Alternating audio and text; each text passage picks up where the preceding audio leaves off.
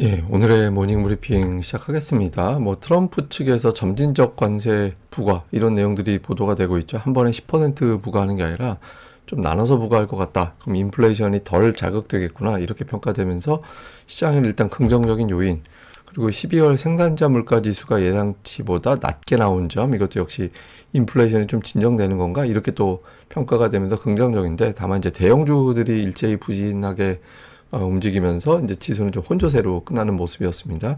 우리 증시는 환율이 내려갔는데 그럼에도 불구하고 외국인 투자자들이 매도하고 있었잖아요. 그러니까 이런 점이 3일 연속 매도가 세게 나오면 또 시장에서 경계할 수 있거든요. 이 점 좀 봐야 될 것 같고, 어제 2차전지, 제약, 엔터주 이런 종목군들이 올라갔는데 오늘 움직이는 업종에 또 변화가 생기는지, 순환매인지 주도인지 이런 것들도 살펴봐야겠습니다. 우선 미증시는 다우하고 S&P 500은 올라가고 나스닥은 하락하고 이제 엇갈렸는데, 대체로 대형주 부진하고 중소형주 선전하고 이런 흐름이었어요. 그리고 한국 관련 지표는 MSCI 한국 지수는 올라가고 야간 선물은 빠지고 또 이렇게 엇갈렸거든요. 그래서 전체적으로 해외 증시 쪽에서 크게 어떤 도움을 받을 만한 상황은 아니고 그냥 중립 정도였다 이렇게 보면 될 것 같은데, 업종으로 봐도 상승한 업종도 있지만 하락한 업종 수도 그렇게 적지는 않았잖아요. 그래서 좀 관망하는 그런 모습이었다. 근데 여기에 이제 한 가지 특징이 있죠. 대형주가 포진해 있는 시가총액 탑10 안에 있는 또는 메가세븐에 포함되어 있는 종목군들이 포함된 업종은 하락하고 그 외 종목군들은 올라가는 그런 모습이었어요. 그래서 전체적인 분위기는 그렇게 나쁘진 않았습니다. 그리고 상승 종목수가 제법 많았거든요. 그래서 지금 업종별 대형주 팔아서 중소형주로 넘어가는 그런 흐름들이 좀 나타났던 것 같습니다. 그리고 이제 장중의 흐름을 보면 초반에 상승했다가 중간에 밀렸다 올라갔다 밀렸다, S&P 500 지수 기준으로 보면은 계속 올라갔다 내려갔다 하는데, 또 올라갈 때도 급등하는 것도 아니고 빠질 때도 또 그렇게 급락하는 수준은 아니었거든요. 그래서 시장에서는 CPI 그다음에 트럼프로 이어지는 그런 일정을 좀 보고 나서 가늠해야 되는 거 아닌가, 이렇게 또 좀 전체적으로는 신중한 가운데 대형주 외 종목들만 주로 거래하는 그런 형태가 나타났던 것 같습니다. 실제로 이제 1월 들어서 개인 투자자들의 시장 참여가 늘어났는데, 미국 같은 경우는 근데 매수하는 업종이 금융이라든가 헬스케어 이런 쪽에 집중이 되어 있대요. 그래서 대형주 쪽보다 다른 쪽의 어떤 종목들의 어떤 흐름이 잡히다 보니까 지수도 이렇게 좀 방향을 잡지는 못했던 것 같습니다. 주요 이슈를 정리해 보면, 이제 블룸버그에서 나왔던 보도, 그러니까 트럼프 측에서 관세를 한 번에 크게 부과하는 것보다 점진적으로 부과하는 방법을 검토하고 있다더라, 이런 내용들이 나오고 있죠. 그렇지만 확신 갖기가 좀 이르다. 그래서 이 정책에 따른 인플레이션 또 금리가 어떻게 움직일지 이거를 좀 판단하는 시간이 필요할 것 같다, 이런 내용들이 나온 게 있었고요. 또 트럼프가 이제 장중에 그 관세를 담당하는 대외 수입청을 만들겠다 이렇게 언급을 했거든요. 그래서 이 구체적으로 점진적 관세를 할 건지에 대해서 언급이 없었기 때문에, 근데 어쨌든 트럼프는 관세에 대해서 다시 한번 강조하는 그런 코멘트가 있었죠. 이런 부분들이 효과를 조금 상쇄시키는, 그런 역할을 했던 것 같습니다. 근데 이제 오늘 잠시 또 소개를 해드리겠습니다만은, 트럼프가 공약을 과연 제대로 다 실천할 거냐, 여기에 대해서 의구심을 갖고 있는 것 같거든요. 그래서 이 부분은 잠시 또 따로 설명을 드리도록 하겠습니다. 그리고 이날 중요했던 지표는 12월 생산자 물가 지수인데 예상보다 낮게 나오면서 물가에 대한 우려를 조금 덜어주는 그런 역할을 했고요. 그리고 최근에 산불 있잖아요. 이 산불 여파로 미국의 경제 지표에 일부 좀 영향을 줄 것 같다, 그러니까 이런 분석도 나왔는데, 어쨌든 전체적으로는 CPI 트럼프 이런 이슈가 있다 보니까 좀 신중했던, 그런 하루가 됐던 것 같습니다. 우선 생산자 물가 지수는 예상보다 낮게 나오긴 했는데, 어쨌든 흐름으로 보면 계속해서 좀 진정되다가 좀 정체되거나 좀 올라가는 그런 느낌이잖아요. 그러니까 전월비로 보면은, 전월비 같은 경우는 0.3%, 0.2% 이렇게 예상했는데 0.04가 나왔으니까 상당히 좀 낮게 나온 거죠. 그러니까 추세로 봐도 좀 내려가는 건가, 이런 어떤 느낌을 좀 갖게 하고 있잖아요. 근데 세부 항목을 보면 조금 안도하기는 이르다, 이런 분석도 있었던 것 같아요. 예를 들면은 이제 항공 운송 비용 이런 것들 있잖아요. 여행 운송 비용 이런 것들은 7.2%나 올라갔는데, 이게 이제 그 PC에 들어가는 항목이 될 수 있거든요. 그러다 보니까 생산자 물가 지수가 낮게 나온 건 반갑긴 한데, 세부 항목을 보면 또 혹시 모르는 이제 변수가 있을 것 같고, 그리고 이제 PPI보다는 원래 CPI를 더 중요하게 보니까 이 지표를 보고 나서 가늠해야 될 것 같아서 좋긴 한데 엄청나게 좋은 건 아닌 것 같아, 이렇게 또 시장에서는 평가를 내린 것 같습니다. 근데 이제 금리가 투자자들에게는 계속 압박을 좀 주는 것 같아요. 그래서 이게 장기적으로 10년물 국채금리의 어떤 장기 추세를 그려본 거거든요. 이 금리에 대해서 이제 시장의 평가가 좀 엇갈리는 게, 좀 부정적으로 보는 쪽에서는 5%대 국채금리는 주식시장에 분명히 부담이 된다라는 거예요. 작년도 3분기 S&P 500 지수가 5.5% 올라갔고 4분기에 2% 정도 올랐거든요.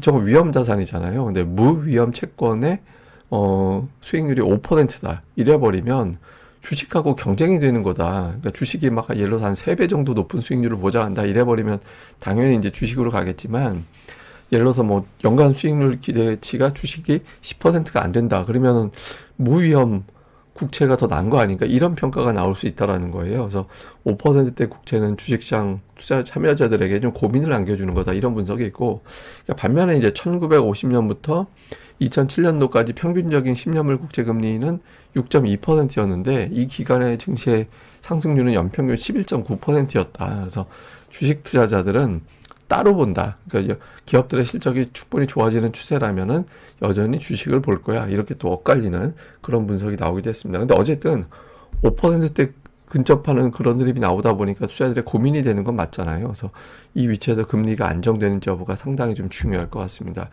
뭐 특징적으로는 보시다시피 시가총액 탑10은 거의 다 하락하는 그런 모습을 보였는데, 개별적으로는 뭐 엔비디아가 지금 최근에 좀 부진하죠.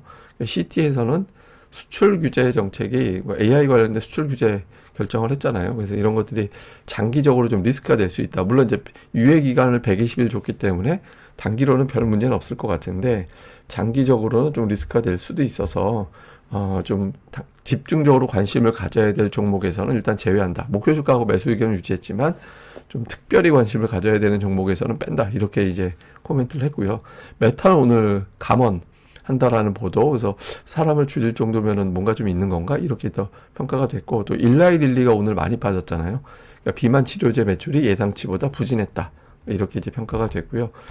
반면에 이제 올라간 종목들은 금융주들이 역시 실적 발표 앞두고서 올라가는 점, 그 다음에 최근에 앞서 말씀드린 대로 개인 투자자들이 이제 금융주를 좀 매수하고 있다라는 보도가 있었죠. 그리고 오늘 양자 컴퓨터 관련된, 이 안에 리스트에 들어가 있지 않지만 양자 컴퓨터 관련된 종목이 막 40% 올라가고 막 이랬어요. 그래서 일부 상업화 되고 있는 것도 있다. 그래서 이제 주목을 해야 된다. 이런 주장들이 나오면서 양자 컴퓨터 관련된 종목군들은 또 상승하는 그런 모습을 보였습니다. 근데 이제 앞서 말씀드렸던 게 트럼프 이야기인데, 그러니까 공약을 과연 제대로 실천할 수 있을 거냐. 그러니까 이런 내용들이 나왔거든요. 오늘 야후에서. 예를 들면 말을 다 바꾸고 있다라는 거예요. 그러니까 식료품 안정 그 약속을 했다. 이런 내용들이 있었지만 11월 25일 인터뷰를 보면 공급망 문제가 있어서 한번 오르면 내리기 어렵다. 이렇게 말을 바꿨다라고 하고 있고, 또 머스크가 이제 예산 2조 달러 삭제하겠다라고 얘기를 했잖아요. 줄이겠다. 근데 재량으로 줄일 수 있는 게 2조 달러가 안 된다. 그리고 머스크 자체도 현실적으로 2조 달러까지는 못 줄일 것 같다라는 코멘트, 그런 취재 이야기를 했다라는 겁니다. 그리고 이민 정책, 이민자 전부 추방할 거야. 이런 이야기 있었는데, 최근 인터뷰에 의하면 미국 내 모든 사람을 불법으로 추방하기는 어렵다. 또 트럼프가 말을 바꿨다 하고 있고요. 에너지 가격 낮추겠다라는 거는 대부분의 사람들이 가격을 낮춘다라는 거 안 믿는다. 이런 분위기다라는 거예요. 그리고 이제 우크라이나 전쟁을 종식시키겠다라는 장담을 했잖아요. 근데 트럼프가 최근에 진전은 있지만 힘든 일이다라고 지난달에 언급을 했다고 합니다. 그래서 그러면 관세도 또 제대로 실천 못하겠지라는 식으로 또 긍정적으로 해석되는 측면이 있죠. 그래서 트럼프에 대한 공약, 말로는 굉장히 겁을 줄 텐데 그 말에 대해서 시장은 또 당연히 반응을 할 거고, 근데 정작 실천은 그대로 하기는 쉽지는 않을 것 같다라는 분석들도 많이 좀 나오곤 있습니다. 그 다음에 우리 증시로 넘어와서 보면, 최근에 보면 어제 같은 경우 환율이 빠졌는데 외국인 투자자들의 매도는 계속해서 나왔거든요. 보통 환율 빠지면 선물도 매수하고 코스피도 매수하고 이래야 되는데 이틀 동안 매도한 거 보세요. 그러니까 지금 1조 2천억, 3천억, 그러니까 연초에 매수했던 거에 거의 70포인트 이상을 이틀 만에 털어버리는 이제 그런 모습들이 나타났잖아요. 그래서 이게 근데 매도를 줄이긴 했구만, 이렇게 될 수는 있지만 기간으로 보면 벌써 3일 연속 매도가 잡혀 있는 상태이기 때문에 대규모 매도한 건 이틀 연속이었고, 그래서 오늘 달러 인덱스가 빠진 날 외국인 투자자들이 선물 매수하고 주식도 좀 매도로 확 줄이거나 아니면 매수로 바뀌거나 이런 모습이 나와야 되는데, 만약에 매도를 대규모로 유지한다 이래버리면 투자자들의 자신감이 뚝 떨어질 수 있는 그런 계기가 될 수 있습니다. 그래서 오늘 달러 인덱스가 하락한 날 외국인들의 움직임을 보일지. 그 다음에 이제 또 한 가지는 기술적인 흐름인데, 코스피 지수는 어제 60일선을 회복을 했거든요. 근데 이제 보시면 4일 연속 음봉이잖아요. 올라가고 나서 4일 연속 음봉이고 60일선도 되게 아슬아슬하게 그 위치에 갖다 놓은 거거든요. 그리고 삼성전자 같은 경우도 제가 중요하다라고 말씀을 드렸던 120월선. 근데 120월선을 이탈했지만 또 다시 회복시켜 놨는데 그 회복시켜 놓은 위치가 되게 아슬아슬하죠. 그리고 이제 코스닥 같은 경우도 큰 저항대라고 하는 위치를 살짝만 돌파했고, 그러니까 종목들이 중장기적으로 굉장히 중요한 어떤 위치에 다 걸려 있어요. 그러니까 투자자들이 언제든지 양쪽으로 다 움직일 수 있다라는 거죠. 그러니까 이 위치에서는 제일 중요한 게 수급, 메인 수급이 됩니다. 그러니까 앞서 말씀드렸던 외국인 투자자들의 어떤 변화가 어떻게 되느냐, 이게 되게 중요하다라고 봐야 될 건데, 근데 저는 이제 계속 일관되게 말씀드린 게 지금 지수에 의미 둘 필요 없다. 어차피 과매수권에서 벗어나서 그 다음에 치고받고 하는 단계로 바뀌어 있는 상태이기 때문에 지금부터는 종목별 변동성, 어느 게 메인이 되느냐, 이게 되게 중요하다라고 계속 말씀을 드렸잖아요. 그래서 지금 보면 이게 순서를 볼 필요는 없고 최근의 추세를 볼 필요가 있는데, 최근의 추세를 보면 다 움직였어요. 예, 반도체, 2차 전지, 로봇, 엔터, 제약까지 다 움직였거든요. 근데 이 중에서 이게 순환매가 지금은 돌아가는 것 같은데, 기관 투자자들의 일관성 있는 매수가 유입되는 게 어느 쪽이냐. 예, 그리고 다른 종목보다 상승하는 비율이 높은 종목이 뭐가 되느냐. 이거를 주목을 해봐야 되거든요. 왜냐면 1분기는 제가 보기에는 예탁금이 늘지 않고 있기 때문에, 최근에 뭐 아마도 고모주 청약 때문에 또 예탁금이 들어온 것 같긴 한데, 추세로 늘어나는 거에 대해서 확신을 갖긴 이르거든요. 그래서 주도권을 기관이 갖고 있다라고 봐야 돼서, 기관 쪽의 수급, 그리고 또 차별화 장세, 이게 키워드가 될 가능성이 있거든요. 그래서 어느 쪽 종목에 어떤 일관성이 있는지 이것들을 좀 집중적으로 살펴보는 게 필요할 것 같습니다. 자, 일단 외국인들 수급이 바뀌는지가 되게 중요하고요. 그리고 미증시보다 우리 증시가 계속 강하거든요. 어쨌든 외국인들 매수에도 불구하고 이런 기조가 이어지는지, 그 다음에 코스닥의 대형업종 주도권, 앞서 말씀드린 대로 되게 중요하다라고 봐야 되고, 그다음에 이제 고객의 따끔 추이도 있지만, 제가 오늘 조금 변수로 생각하는 건 정치입니다. 오늘 정치적으로 또 하나의 어떤 변수가 장중 오전장에서는 뉴스로 계속 등장할 거잖아요. 그래서 정치 뉴스에 대해서 또 시장이 어떻게 반응을 하는지, 이제 어떤 뉴스가 어떻게 전개가 되는지, 오늘은 경제 외적인, 주식시장 외적인 변수가 또 작동을 하는 날이라 관련된 내용에 대해서도 좀 관심을 가져나가야 될 것 같습니다. 그리고 이제 뭐 제가 산불 피해 관련해서 이제 코멘트를 좀 했으면 좋겠다라는 질문이 있는 것 같아서 설명을 드리면, 그러니까 미국 산불에 따른 어떤 피해, 골드만삭스에서는 이렇게 분석하더라고요. 그러니까 1분기 GDP가 마이너스 0.2% 정도 낮아지는 효과가 있을 것 같고, 다음에 1월 고용 지표가 비농업 일자리 기준으로 한 15,000에서 25,000 정도 감소시킬 것 같다. 그리고 이제 하나 좀 걱정스러운 거는 이것 때문에 이제 보험료가 일제히 올라갈 수 있잖아요. 여기서 보험사들의 어떤 부담이 커질 거니까. 근데 이에 따른 인플레이션 영향은 없을 것 같다. 이렇게 이제 코멘트를 하는데, 대부분 보면 이제 1월 또는 1분기 정도에만 지표에 영향을 주고 그 이후에 장기적인 영향을 주지는 않을 것 같다. 뭐 이렇게 보는 게 대체적인 시각인 것 같습니다. 예, 또 오늘은 뭐 아마 정치 뉴스 때문에 되게 좀 변수가 커질 것 같은데, 그 외에 이제 종목들의 어떤 변화도 또 집중적으로 계속 살펴보도록 하겠습니다.